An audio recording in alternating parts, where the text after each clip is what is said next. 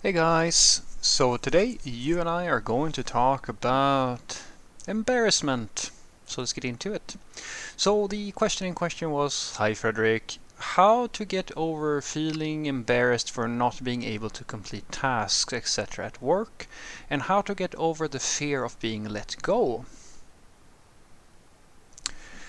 Well, um, so this is where we need to have a serious talk, you and me, and basically the thing that I suggest that you do is to first and foremost to do a little bit of soul searching and ask yourself how much time you spend with your own fear and your own thoughts, and do you have a hard time focusing on something other than your insecurity, or maybe you are overwhelmed with a lot of negative thoughts, things of this nature, where it's hard for you to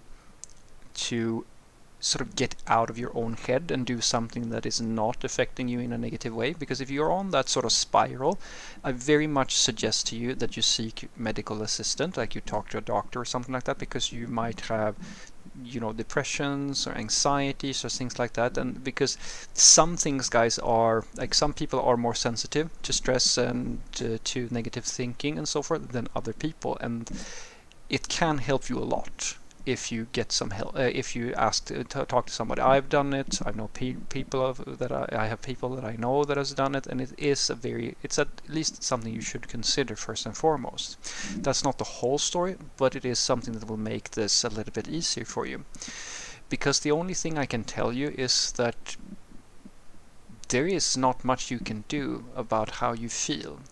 The thing that I have done that sort of made me at least get through it, if that makes sense. This is one of those situations where there's only degrees of suckiness. There's only degrees of hell, or like rings of hell here. You can't not feel pain and punishment and anxiety over this thing, most likely. It's There's a very nice little cartoon where you see a little wolf who has a bunch of arrows in the back, and then there's a bigger version of the wolf who has the same amount of arrows. And the saying goes basically that life didn't, I think something along the lines that things didn't get easier, I just got tougher, or like I could deal with more. And that's basically what I'm saying to you. The reason why, say, myself and more, I mean, and trust me, I'm not the most sturdy developer in the world. I feel tons of anxiety if I feel like things are not going so well or things like that. But the way to handle it better is to increase your skills and feel more comfortable with failing. And that's the tricky part. In the beginning, you can't really draw much strength from the thing that most people draw strength from.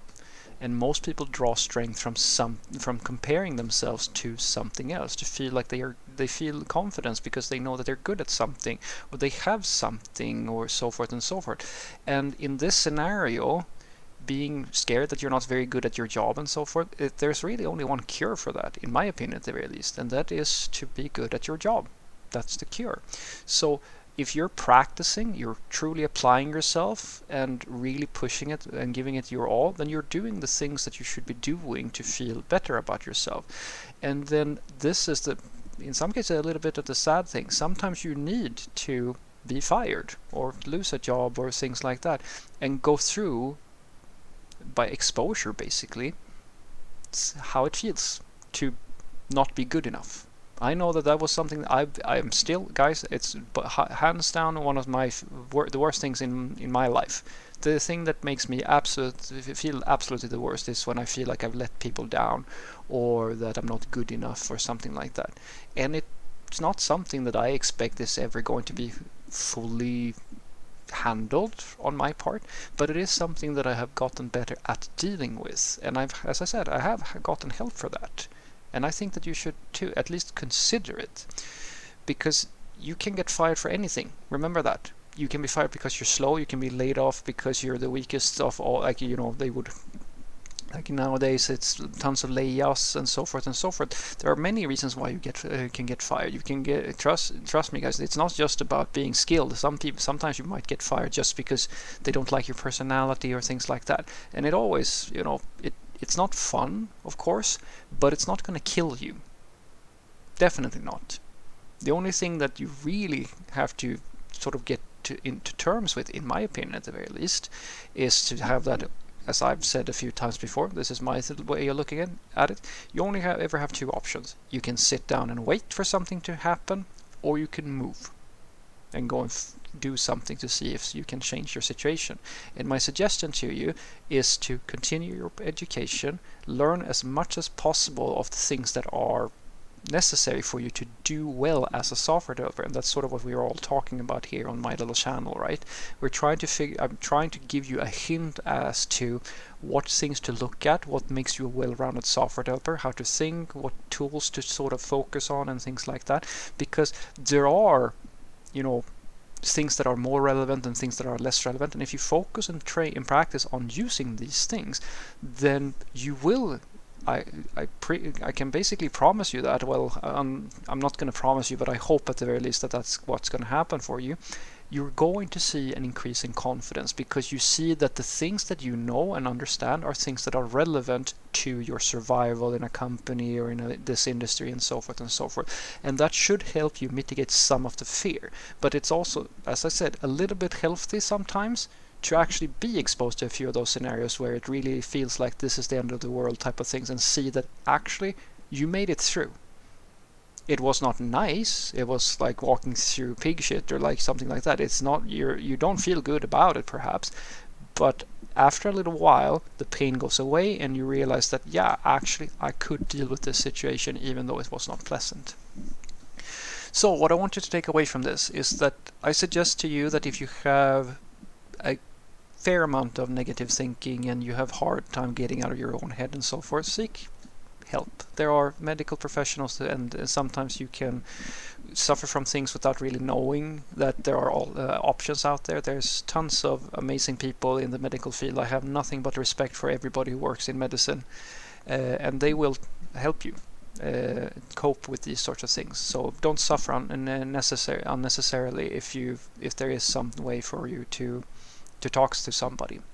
And then the second thing is to understand that the only thing that's going to make the anxieties and the fear to go away is exposure, basically. So by continuing your education, trying to be the best version of yourself that you can possibly be, building up that strength that the personal strength that I am such a fan of, and sometimes having to go through some stuff that is unpleasant and realize that you're just scared. That's all it is. The only thing that really matters is that, like, when it's the classic, right? You fall down, you get up again. The getting up and walking, not sitting down and not doing anything, that's the stagnation thing that I mentioned. If you can just make sure that when something doesn't go your way, you have the strength to continue, that will hopefully, because once you have some distance from that thing and you in hindsight look back at it, hopefully you will see the thing that I've usually seen when it's happened to me. It sucked like hell when it was going on. But now, later on, I realized that I did learn a few things and I did survive, and that also helps you build up that confidence. That's just how I usually deal with my problems. Have a great day.